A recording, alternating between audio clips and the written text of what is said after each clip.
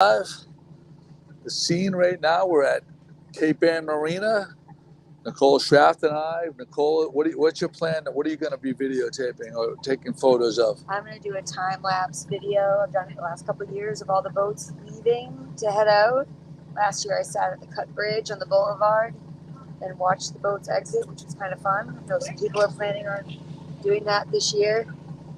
But we're right here in the marina. A lot of these boats, we found out earlier tonight, won't be going at 10 o'clock because they're fast, quite honestly, and they'll wait, they'll get some sleep and go out at like 1 o'clock in the morning. But what we should see is not only some of the boats in the basin right here leave, but some of the boats that are tied up on the other side of the hotel will be coming by us. So we have a tremendous vantage point right now. People are getting fired up. A lot of boats, you'll hear the engines starting up one by one for the boats that are going to be racing out to get their spots.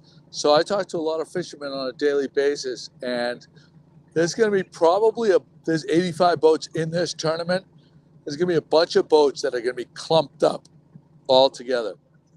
So I imagine the guys that are going to be racing out have already been scouting out the fishing grounds and know where the fish are right now. And they're going to be racing to set. There we go. You're starting to hear the crowd is starting to get ramped up. And so this place, until that, was kind of eerily quiet. If you could see behind us, the tent is empty. Not a lot of late night partiers going on like last night. These fishermen had their game on. Boats are starting to move, but the crowd is gone. It's too bad. I actually wish there were more people down here. Some boats are revving their engines. I don't know if you guys can hear that or not, but it is there's been a lot of boats, and they've been 85 boats in particular, and they've been here, some for a couple of days, and all the tension, all the passion has been leading up to this point. At 10 o'clock, they can shove off.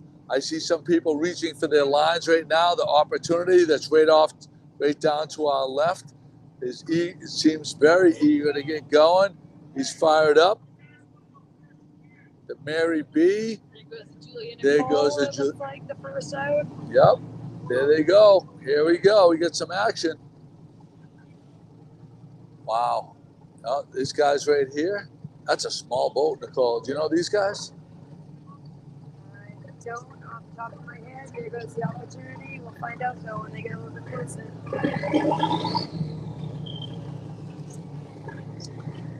If you're watching right now, if you share the podcast, we'd appreciate it. Live from Cape Ann Marina, Bluefin Blowout 2023 is getting underway. Our first boats are leaving. There's a sporty going out right there. Is that Cardillo? I don't think so. He said No, Cardillo's right there. That's right. So someone on the other side. There's some of these Caterpillar engines revving up. Opportunity is all in right now.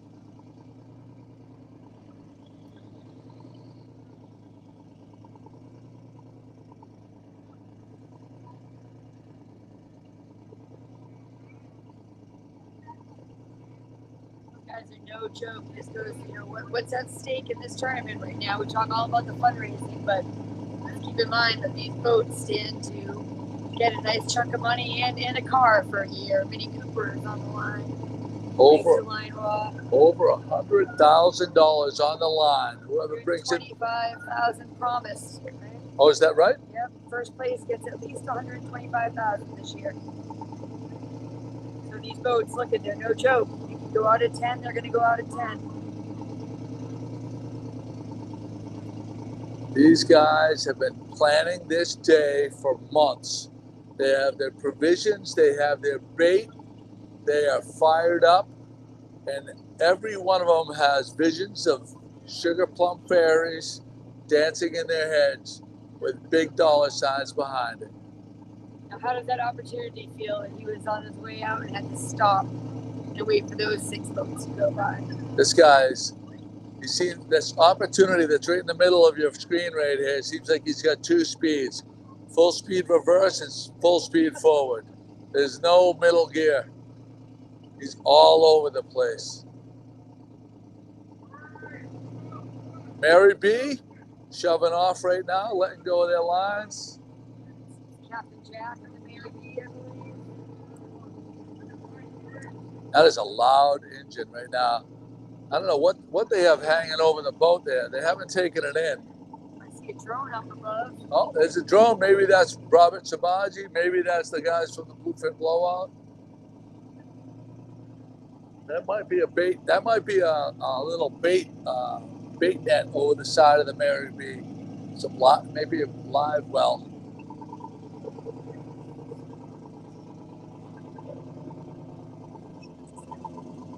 There they go. So it's interesting. When we were interviewing the captains earlier, a lot of them said they're going to rest up tonight and they're not going to go out till either between midnight and 5 a.m. Tomorrow morning. Some of these boats are very eager to get on the fishing grounds. There goes Mary B. The thing about this is that no one knows, right? So they could land a fish at 11:15 tonight and be in and get a good. No, night's they can't sleep. land the fish at 11:15 tonight. They can land a fish Midnight past midnight at 12:01. So 12:01. Yeah. They could be at the dock ready for weigh-in when everyone's waking up in the morning, right? Or they could go out, fight a fish, lose it, and be out there for the next 48 hours. So they don't know, right? So, I was talking to someone today. They were fighting a fish for 6 hours yesterday. So could you imagine? The weigh-in stops tomorrow. It's one. You can weigh in a fish between 1 and 6 p.m. If you hook oh, here goes another boat. What one's that, Nicole? That might be the Candace May. That might be the Candace May. Might be the. Oh wow, very aggressive right there. But here's the thing: if you hook up with a fish at say 3 p.m. tomorrow and it takes you 6 hours to land it, you're not going to make the weigh-in tomorrow at 6 p.m. Right? Yikes! That looks awfully close from my angle. Oh, they have. Know what they're doing. He's got the bow thrusters going right there. There's a lot of boats that are coming from inside. Oh, that was the Viper. I was wrong. It's not the Candace. The May. Viper. So we're right now. You're at the South Bay. Or what do you call this? The Basin? South Basin at the Cape Air Marina. There's a lot of boats that are obviously in the North Basin or other places, all leaving. So there's a rule. What can you explain the rule about taking a photo with a fish? So they have to have a timestamp tonight. They have to. They also have to prove to Drew and the organizers what time they're leaving. So they have to show if they were not leaving right here in plain sight, but they're leaving from another dock, another slip somewhere else in the city. They have to have proof that they did not leave before 10 o'clock. And then as they fish, iAngler is keeping track of things online if people have downloaded the app. But also if they catch a fish, they have a thing in their program that says, I caught a fish at the Bluefin Blowout. And they have to have a photo of that with their fish. There you go. That And Nicole is taking over. Hey, I want you to hop in here. Give a little comment. Hold on. I'm going to put the mic on you right here. Right, We got Finny right here. Finny's going to give a little commentation. I got to do a little pee-pee dance. All right, Joey's been trying really hard so far. Hello. Scotty. Scotty Mac, you want to come in here? Joey had to go to the bathroom, and we are live streaming right now, Scotty. So you and Finn are now on. So anything you want to say? I do. Don't careful of the fence the with light the show. The light show here on the boats leaving the dock is one of the most epic moments of the Bluefin Blowout. For those that are old enough to stay up this late to do it and not have to go to the bathroom. Right, like Joey. Yeah. Right, like Joey. So Finn, you have been a volunteer here at the Bluefin Blowout. You've watched it many years in a row. Anything you're the most excited about? Just seeing the fish, I think. Just like, or catching stripers at the dock. But yeah, seeing the fish get like pulled off the boat is cool. I like that. Do you have a guess of the weight of the winning fish this year? Yeah. Tomorrow, I think the biggest fish is gonna be 753, and then the winning, I'm saying 934. Aggressive. There goes the lug nut. Those are two big And fish. I'm hoping. Keep in mind, last year we won with 688. Yeah, well, there's been a lot of big fish caught this year, so hopefully. Nicole, if you could just pan for a second over to the cut bridge. So I am doing a time-lapse video, so it'll be very, but yep. The Cut Bridge has been very cooperative with the tournament year after year. We let them know ahead of time that the boats are heading out at a certain time. There's not that much traffic on Stacy Boulevard at the moment, at this hour. So it's a perfect time for the boats to leave. And as you can see, there's a parade of lights, so to speak, with all of the participants this year being 85 boats, which I believe increased by about 20 boats from previous years. So each and every year, the largest tuna fish tournament on the East Coast gets larger and larger. Right. So Finney, you got one boat. You got to put all the marbles on one boat. What boat are you picking? I don't know. I can't remember the name.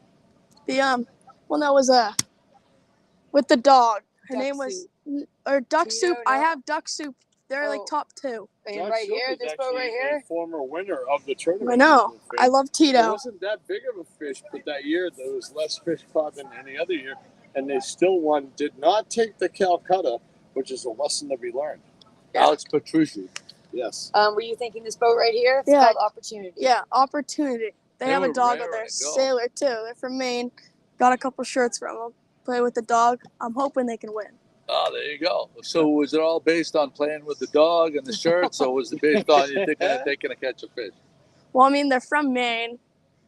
I was talking to them. They seem like they know what they're doing, so I don't know. The dog was just adding points, but... You had a cute daughter about your age. Is that why you're choosing Duck Soup? Nope. No idea. Right. So, Nicole, if you pan over, there's a crowd on the balconies over there. Is that Chris McCarthy up there? Are those the McCarthys up there? Don't forget. Hey guys, on the balcony, we're live. Give us a top wave right here. Very nice, very nice. There they are. All right, I think we're done here with boats leaving as far as my time. All right. So I'm saying right now, probably half the boats left at the 10 p.m. mark, and there's quite a few boats that they're valuing the sleep over the fishing time. There's a strategy, Joe. Yeah. It's a total strategy. Some guys want to get out to the numbers that they're looking for. Yep. No, I got. We're live streaming. No, we're live. They want to get out to the numbers, whether they've been fed the numbers from somebody like insider trading in the tuna fishing industry, or they have a favorite fishing spot, or they just have a gut feeling. That's what it's all about. I mean, and the strategy is like a chess game with these boats. Some people leaving from Boston, some people coming in from just north of Newburyport. It doesn't matter where you leave from as long as you send that picture that Drew Hale talked about earlier of what time you left, the picture of the... So you said Alex Petrucci, the former winner, not a Gloucester guy. Last year, I got Junior Dunn. Local, very local. Can't get much more local. Who won the former cast member on Wicked Tuna. Oh, I didn't realize. Yeah. And then former year before year. That's what I understand. I think he was on before the second year back. Who won? This is too much for me to think about after a long day right now, and I shouldn't have. So Sean Cranston, the doghouse. Was that? So last year was Junior Dunn on Easy Scraping. Yep. We had 2 years off because of COVID. Before that, right. The year before that was Doghouse. The year before Sean Cranston. Was Real Easy, I believe. Was Real Easy a Gloucester boat or someone from not Gloucester? The Real Easy is Real Easy Rods. Forgive me for not knowing, not remembering. Were they local or not? Yeah, no, that's they're local. Yeah, they're so local. Okay, so we have the last 3 winners, all local. I will say this also, Joe. The tournament high stakes winner, or not high stakes, but the record winner at 913 pounds, dressed with the gill played out tournament weight 913 was Sandro on tuna.com. Another local boat. Okay, this is where I'm going with this. Alex Petrucci, not local, but everyone else that we have noted, and I think there's 4. Sweet Caroline was the year before that. They're local guys. Local guys. Yep. So that was my. So we took the Calcutta. We took these guys from Delray. There was a boat from Gloucester, Miss Zambuca, that was available, and I said personally said they're local, and I thought that local guys may have an edge because they may know how to get some local bait fresh. They may be talking to people around here. They may have a little bit inside scoop. It makes sense. Well, we went with the Del Rey boat, Bella Vita, based on the name Del Rey because we like Del Rey. However, they while the boat is up from Florida, they also do have a house here in the area. Oh, they They do. are they are half the year from here. Oh, all right. So Well, that that makes makes me feel a lot better. Yeah. Nicole's got her steak riding on the line. Yes. But so we can turn this away from the dock. We can turn it on us, I guess. No, Well, this is a much better view for everybody. But if you'd like to be seen, Joey, I mean, you do look dapper in your new gear tonight. Well, we can feature the hotel, which is pretty cool right now. Oh my God! Yeah, they've done a wonderful job renovating. Big renovation. Cape Ann Marina Hotel. Big renovation. So, what I would say is, it's anybody's game to win, but the local guys seem to have a slight advantage, and we'll see how it all plays out. Now, my theory on that, Joe, I got to disagree with you there. Okay. Although the track record shows on wins over the years that it seems like the local guys have an advantage. It's like, the Russians coming over and playing hockey, or the Canadians playing hockey in the U.S. League, or the Dominicans playing baseball in the U.S. League. So there's not really much of an upper hand. It's your strategy. It's your fishing know-how. It's your captain. It's a lot of factors. But I don't disagree with what you're saying. I just think there's a lot more to it.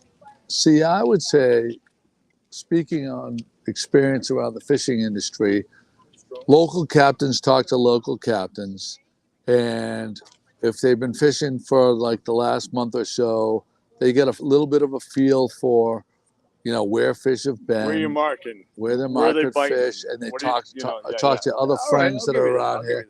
If you're a total outsider, it may be tough to break into that inner circle of knowledge, and I think knowledge is very important. Which comes into the outside boats looking for the farm league, so to speak, of locals to guarantee or try to hope to solidify a win or a great fish on board. And I have been asked, I know many other locals have been asked, do you know anybody that can fish on my boat? We have a captain, but do you have a guy? And that's what I'm finding locally and recently. All right. So that's it. Scotty Mack, Nicole Schraft, Finney helping us out over there. Scotty, if you were going to pick one boat and you had to put all the marbles on one boat, what boat would it be? I'm going to decline. I'm going to plead the fifth on this one, and only for the reason Politics. is that, no, not even politics. I'm the voice of the Bluefin Blowout from day one. That's fair. There's many return boats who haven't won and support a great cause with Alzheimer's. They pick their music. They want their music played. I get a lot of guys high-fiving me saying, make sure our song's ready when we come in. And I have them ready. Right. So you don't have a pick? I do not have a pick. Nicole, do you have a pick? Oh, man. That's hard. I mean, there's a lot of boats I've watched. Okay, never mind a pick. So do you have a pick on who you'd like to see win? And you could do a couple of in each category. I mean, I want to see a ton of boats. There's nothing like, being at Ryan left his rod. There's nothing like being here and having back-to-back fish. We've had that the last couple of years, but we all remember that there was a year that there were no fish caught. Great point, Nicole. We want a ton of fish coming in tomorrow, but there are some boats that I've been watching that have entered. We talked to Kestrel. I'd like Scott to come in with a fish this year. He catches a bunch of fish, but he hasn't landed one during the tournament. They were all business leading up to they've been rigging their baits. I would like to see Frankie McCormick. I'd like to see some of these people who donate like crazy come in with a fish. Yeah. I will say this, Nicole, just to your point, so if I don't forget my thought. there was times when Drew Hale and Rob Boulay were scared. Are we going to even have a tournament next year for the lack of fish caught? Right. All right. And then other years, I think just recently as last year, we had 18 fish caught. Yeah. And it went well into the And- last moments with Junior 1. I think I So- counted after our And- morning live stream today. I think there were 20 fish Oh, caught 20 last year. fish. Yeah, Okay, no, see? I made a point so that I would Yeah. know. But Incredible drama last year with Junior Dunn, the slowest boat in the fleet, The engine Coming- that could. coming in just under the wire with the biggest fish. It was just absolute theater. I expect there to be incredible drama the next couple of days. So if you buy into the Calcutta, there's a prize for the first day and the second day. So it just doesn't end. It just doesn't end at the very end. We got another boat going by right here, and that might be the T-at right it there does look like, yeah. because he's got the like. red lights inside. Let's Yep. go. Let's see if we can catch that right here as they're going by. Is that- Joe is- Borland on that boat. Drew Dominic? Drew- is that- is- Drew Dominic, Ed Ed is Conley. that Ed Connolly? Yeah. That is the T-at. I can read the letters on the back, and there they go, heading out. But a couple of my favorites, good friends. There's There's Drew Hale. Big crowd over there. Look, rooting for So they're Andy. cheering for Andy. Andy is correct me if I'm wrong, Drew's son, who's been on the boat a Yeah. couple of years, and they have not caught a fish in the tournament, and they're cheering on Andy. That's We'd all right. like to see. They're counting on a good luck charm. Yep. And that's pretty cool that he gets to take his son out on the boat. Third generation here at the Cape Ann Marina. You got, Andy Dominic Sr., then you get, Andy Dominic, then you get Drew Dominic, and then his son. That's third generation on that boat right there. Very cool. Couple of boats I really am rooting for. Absolutely the T-at, but Frankie McCormick, great friends. Like to see my buddy Nick Novello Nick Novello. come in with Breakaway. Would be George Iacano with Painkiller. Painkiller and Greg Iacano on that boat. How you guys doing? What do you guys think about the tournament? Have you been here, or are you just getting it? No, we come down and watch everything. Yeah. Yeah. It's pretty special, isn't it? Good morning, Gloucester. That's it. Yeah. Good I morning. had your t-shirt on. We're I had my live. hoodie and everything. Very nice. Very nice. Well, this is the new merch right here. We get the new hats. Awesome. We get the new shirts. Yeah. Anybody leave yet? Yeah. 10 p.m. is they can put lines on the water at midnight, Is and it, oh, it's at midnight? but they can leave the dock at 10. We had a bunch of boats just head out, and We just saw a bunch of guys at Tono. They were Taking their time. taking their time. see, that's interesting. That's interesting. Like the Last Supper in before Yeah, they come the back Last with a big Supper. championship, Exactly. hopefully. Exactly. Yeah. I talked to some guys that said that they weren't leaving till the morning because We just, oh, sorry. that's okay. We just missed that. I love that. Look at them all leaving. Did that just happen like a few minutes ago? We missed it. Sorry. Sorry. Or Okay, you go guys ahead. were gonna keep on talking. We're in You the guys editor's stop. booth right now, and we're watching all the film footage, and they're excited. So happy to show you. I talked to some guys It's been a long day. I talked to some guys earlier that said that they weren't going to leave till 5 p.m. to 5 a.m. tomorrow morning, and the reason why they said was because they feel like they're going to be fishing fairly close, so they didn't need to like steam a long way to get to the fishing grounds. Well, we had a friend who Well, the guy in the dock in Annisquam. Yeah. Yeah. absolutely cool. Frank, what's his last name? Frank. He's a character. So he went out yesterday. He's a small boat. Small. I don't think it's. He thought he had like a 500 23 pounder, feet. but it- 20. it hit his engine and knocked It everything out. broadsided the boat. He fought it with, I think it was his son maybe, for like an hour and a half. Wow. He thought it was a really big fish. Like broadsided this. How big is his boat? 20, Up to 22. 21? Center console. Broadsided the boat, and then it went under and it like whacked the engine. Oh wow. And he was able to make it back to the dock. And then this morning he got out and it wouldn't start. Like he couldn't get it to Oh, start. wow. It jump started. So he's Yeah. still going out tonight. So it He's knocked leaving out at 10 some o'clock. electronics. I wonder if there's the little guy. He's going the out guys there. tonight. That's awesome. He was going out at 10 o'clock tonight. How many boats? 85 boats. Last year was 65. This year's Isn't 85. that awesome? How Pretty is that- impressive. How does he catch his tuna on a 20-foot boat? I don't understand. It's not the size of the boat.